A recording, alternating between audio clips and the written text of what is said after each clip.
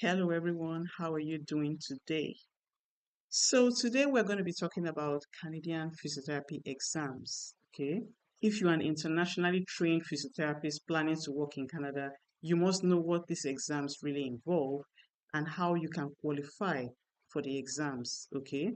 Canada now has a new unified exam, CPTE, and credentialing requirements. And in this video, I'll be breaking down the exam pathway and letting you know how you can qualify for this exam. Okay, this is everything physio, clarity before commitment. So now, why do exams matter in Canada?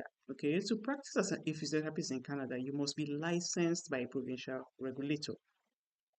And one of the steps is to take a national competency exam administered by CAPR. Okay, so that is it's a regulation there in Canada. Now, the first step is that you must have your credentials assessed before you can even think of doing this exam. So CAPR must review your education and qualifications. You must demonstrate that your degree meets Canadian entry to practice standards. That means your school must be recognized, your degree valid, and your supervised clinical practice hours must be sufficient. Okay? So you cannot register for the exam unless your credentialing is successful. And then your documents must be authentic and verified. CAPR will check your training, your clinical placements, your fluency in English or French. Okay. Now, if you were trained in Australia, UK, New Zealand, USA, or Ireland, you may qualify under the pre-approved credentialing pathway.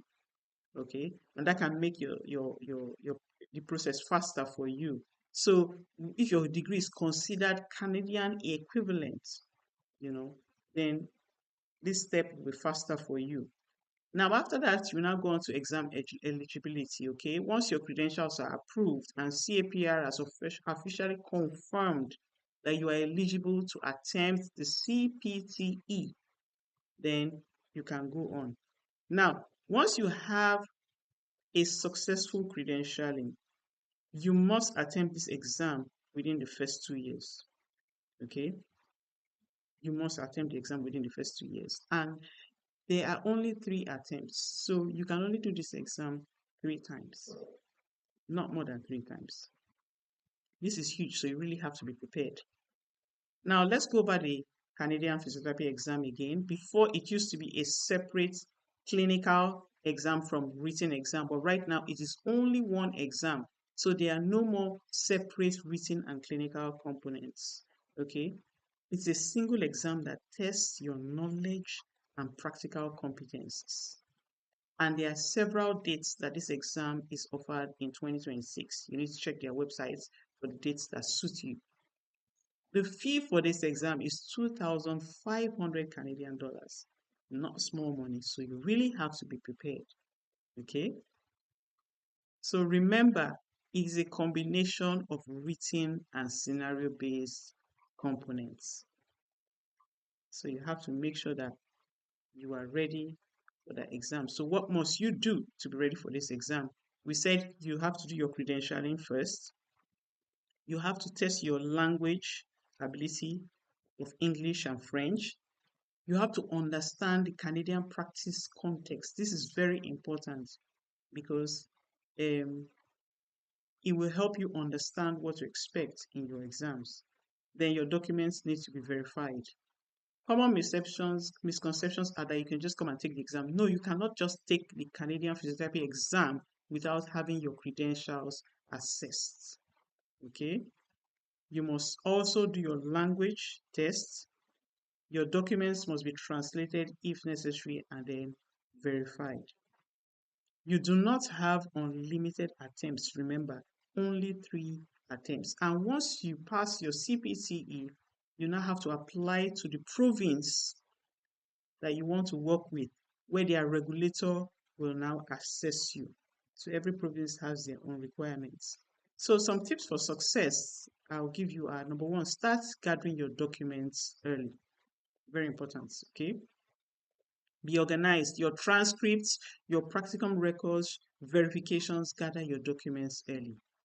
Understand Canadian practice expectations. Very important because that will help you to know what to expect in your exam. Okay.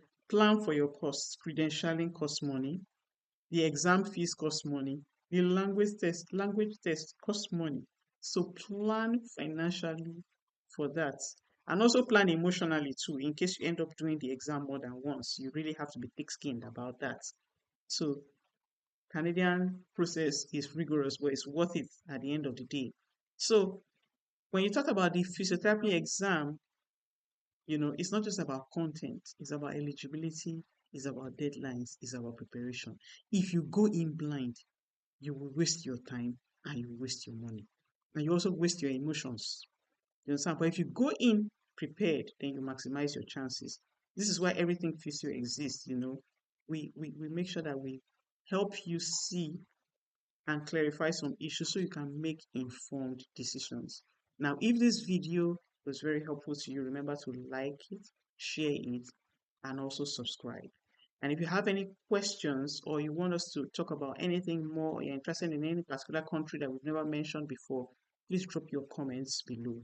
And I'll see you in the next one. Have a nice day.